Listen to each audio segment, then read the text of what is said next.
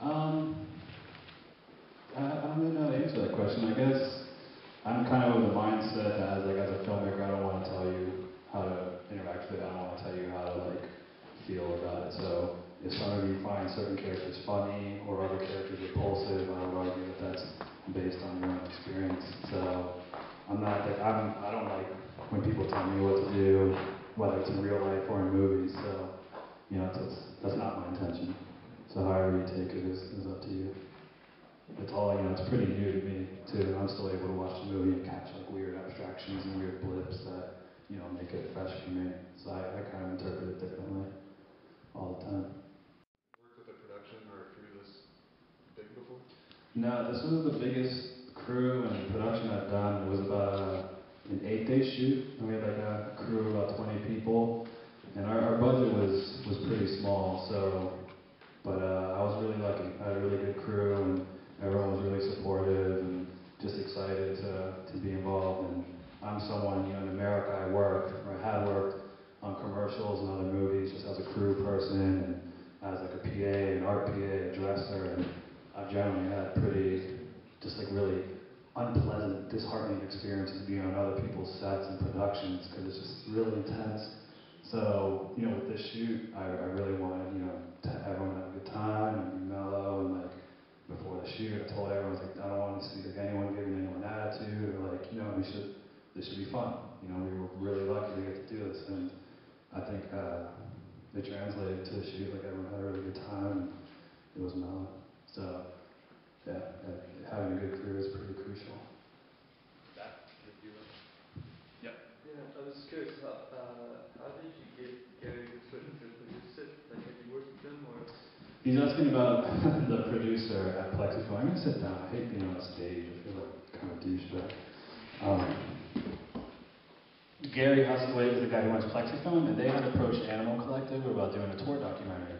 And I wasn't involved at this point, and the band and both myself didn't really have much interest in doing that. So we're like, oh, we'd like to do something more abstract and experimental, and that's when they brought me on. And to his credit, this is the producer, really supportive as far as like barely asking to see a script, never like questioned what we were doing, never asked to see footage in the 4 years I was editing. So that's a pretty unique experience, I think, to get out of like a producer. At the same time, you guys here in Iceland might know this more than anyone, but in the past 2 years, 3 years, the way the economy has gone, like it would probably even be hard for me to get funding for this now. Like we kind of did come in at a pretty crucial time as far as Animal Collective was on the rise and the music industry hadn't completely gone to shit, and there was still hope to actually make, or at least make your money back, like selling these DVDs, but by no means are we making money on this, or hopefully Gary will make his money back and it'll be cool, but it's stressful for sure. You should show Helvetica like after that. He's speaking of a documentary that our producer made based on a font. It's a like graphic design documentary, so pretty different. So, and if anything, to his credit, the fact that he put this out is cool too.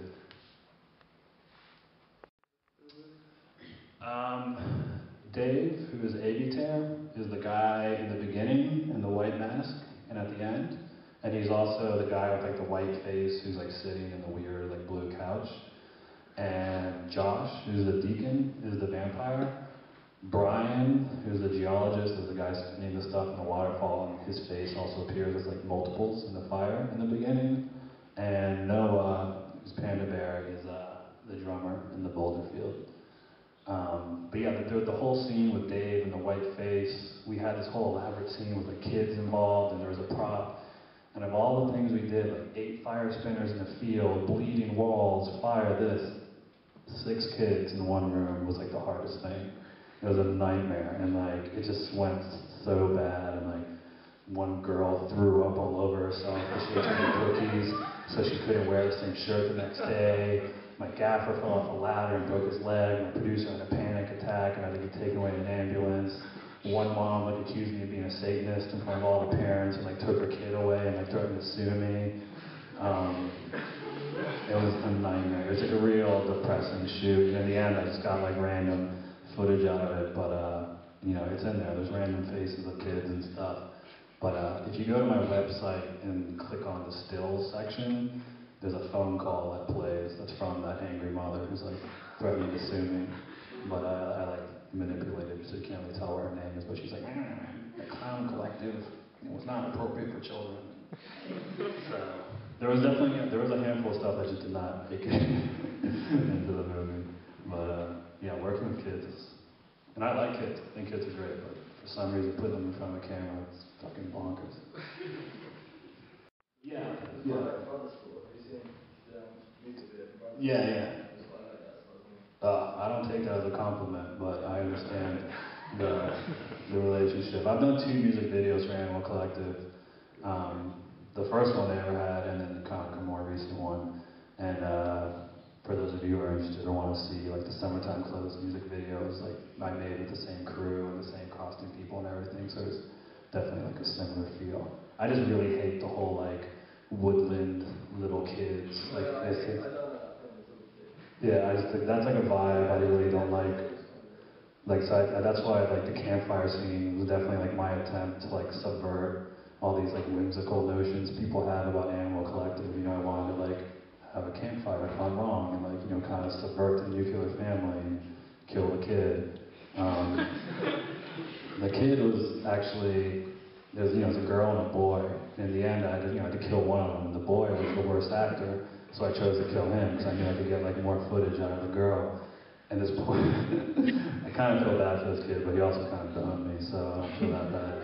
But like, he was really kind of weirded out having to shoot that like blood scene where Josh the vampire is biting him, and basically Josh just had like a tube on the other side of his head, and that's where the blood was squirting out of. So this poor kid had never met Josh out of his makeup. So the first time he meets Josh, he's just like, oh, I'm Josh, and you know, he's wearing the ball cap. And the whole time, like, you know, this kid is basically getting traumatized. The dad is in the background in the woods just like watching, like not, you know, not intervening.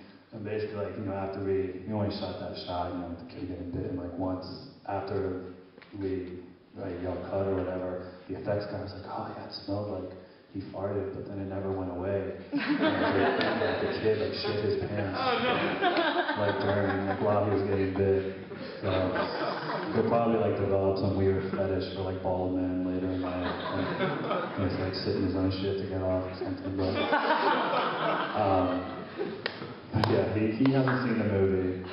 The little girl has, and she was like 12 at the time, and now she's like, I saw her, you know, I invited her to screen, and she's like 16. And she's, you know, a total teenager with her cell phone, and but she was like, it was kind of funny to like watch her reaction to like, you know, watching herself. And, but yeah, as these things tend to go, half the actors tend to stay in touch with me, and the other half just run. They don't want to deal with it. Blonde. Even though there wasn't meant to be a narrative, I couldn't help noticing like the links, like with fire and oil and stuff. Did you at the beginning like pick those base things and try and work them in, or did that happen by accident? I didn't start that way. I kind of like to work the other way, where I like to just do a lot of the editing and a lot of the you know, I don't work with a storyboard or a script. The whole idea with this movie was I had like a mess of footage. I had like 50 hours of footage, and I just wanted to, you know, mess around with the configuration, make the best thing. And it was in that editing process that I noticed these same like continuities and similarities. So that's kind of what makes it interesting for me, rather than like trying to force like a theme or a motif your way. Like I find myself like, oh wow, there is like a weird, you know, connection between these two things. Like we shot the kids and the food fight a year apart, but then as I was looking at the footage, there was stuff that the girls were doing just like physically, as far as playing with each other, that I had shots with the little kids doing the exact same thing, as far as like physical positions, and that was like something that like struck me as kind of weird, and I kind of like made a connection out of that visually. But for sure, I mean, there is no narrative, but ultimately I do think there are like reoccurring themes or feelings or motifs.